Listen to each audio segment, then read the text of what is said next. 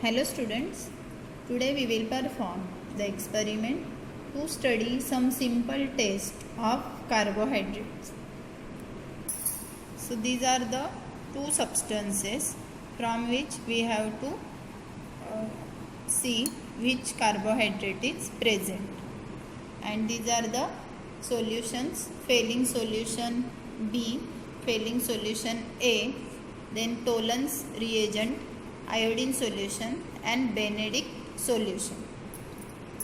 So first we'll perform Fehling's test.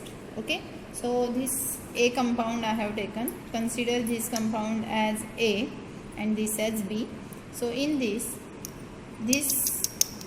A compound I will take near about 2 ml of this A compound, and in this we will add 1 to 2 ml of each Fehling solution A and Fehling solution B. I have added Fehling solution A and Fehling solution B, and now we will keep it in a water bath. Now here blue color is obtained. So if in Fehling's test red PPT is obtained, then glucose is present. Red PPT is obtained, then lactose also can be present. But here we got blue color, means sucrose or starch may be present. So for sucrose this is negative test, and for starch also it is negative test. Now we will perform iodine test. So again we will take aqueous suspension of sample and add 1 to 2 drops iodine solution. So this is the substance, and in that 1 to 2 drops of iodine we will add, iodine solution we will add.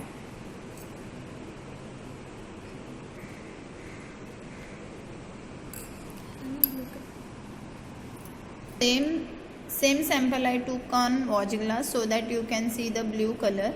So you can see the blue color on the sample. So it indicates starch is present in this sample. Now also we will perform Tollens test, means for this sample is it present or not.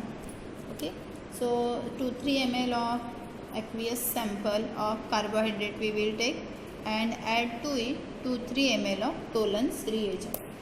So I have added Tollens reagent in the sample. Now we will keep it in a water bath. So after 10 minutes we will see there is no color.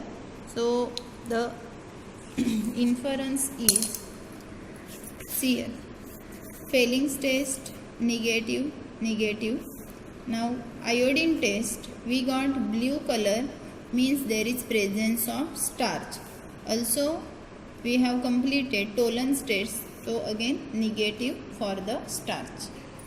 Now we will perform the test for sample B. So in 3 test tubes I took the same sample, sample B and sample B. Now in this first I am going to add Fehling's solution A and B. In second I am going to add Benedict solution, and in third I am going to add iodine solution.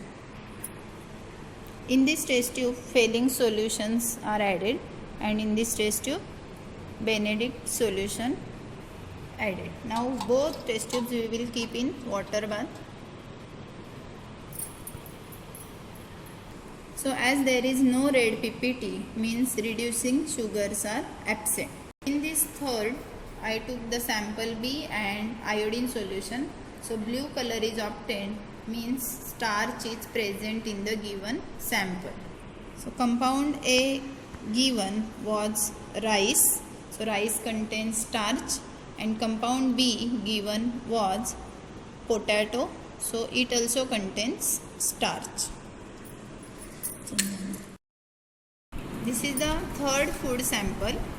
I took biscuit and I have prepared the extract. Now how to prepare the extract of this biscuit? So I crush the biscuit and some amount of water is added and then boiled.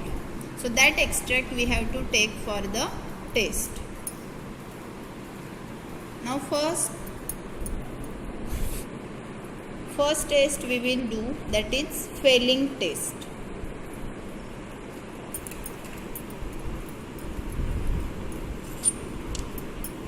So this is the extract of biscuit, and in that I am going to add failing solution A and failing solution B.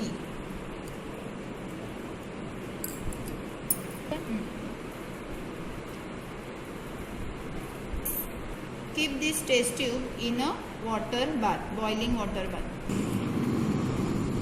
I kept it in water bath. You can see it has now converted to red PPT. As you can see, initially it was blue in color, now it has changed to red PPT. It indicates there is presence of failing test. So as failing test is present, means we got red PPT, it indicates there is presence of glucose.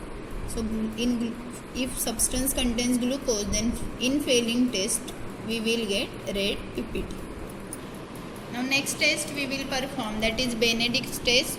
So for that I have taken the sample of biscuit, that is aqueous solution, and in that I am going to add Benedict's reagent, 1 to 2 ml.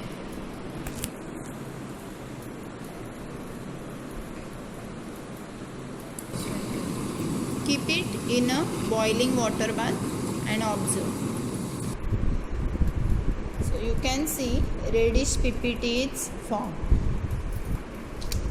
Reddish PPT indicates the presence of reducing sugar. In Benedict's test, red PPT is obtained, means it contains glucose. Now next test we will perform, that is Tollens test. For that some amount of substance I have taken, and in that I am going to add Tollens reagent.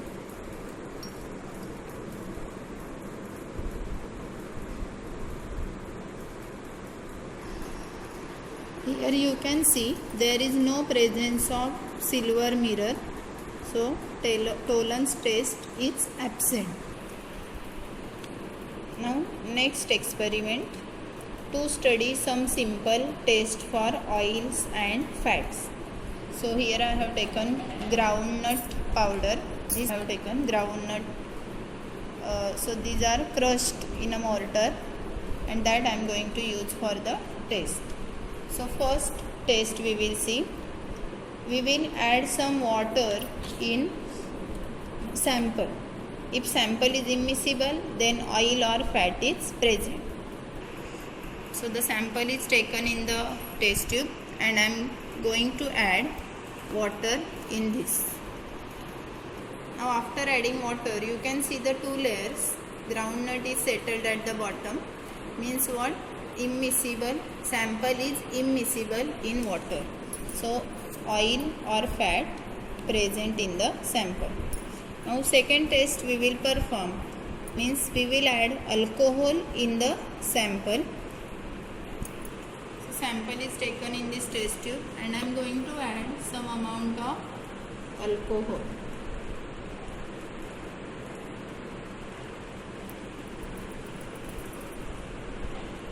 So here also it is immiscible.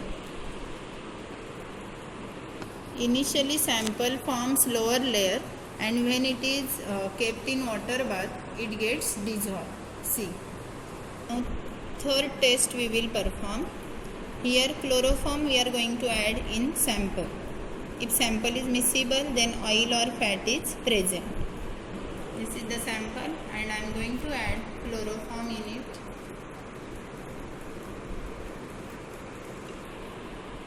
As you can see, miscible mixture is formed, means sample is miscible. It indicates oil or fat present. Now next test we will perform, that is translucent spot test. For this I have taken sample, and I am going to put it on a filter paper, and now I fold the paper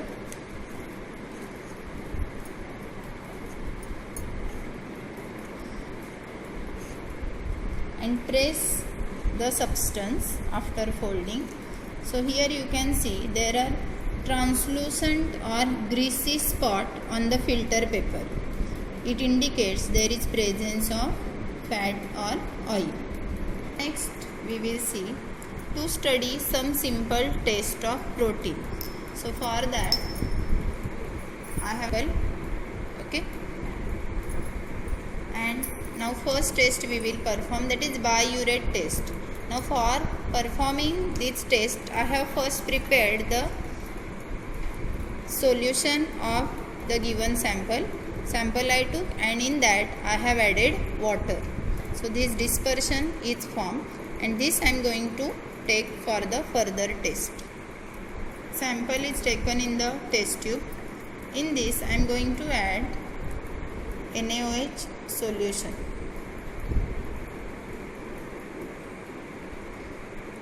And copper sulfate also we have to add. Now I am going to add copper sulfate in this. Fish coloration indicates the presence of protein. Now second test we will perform, that is xanthoprotic test. In this, for this test we will take the sample, and in that few drops of concentrated HNO3 we will add and heat it. So concentrated HNO3 I am going to add. Now heat the mixture. After heating, see the yellow coloration. It indicates there is presence of yellow coloration indicates the presence of proteins. Now the sample which was given to you was besan, that is dal flour. So in this protein is present. So complete the table and write it in your journal.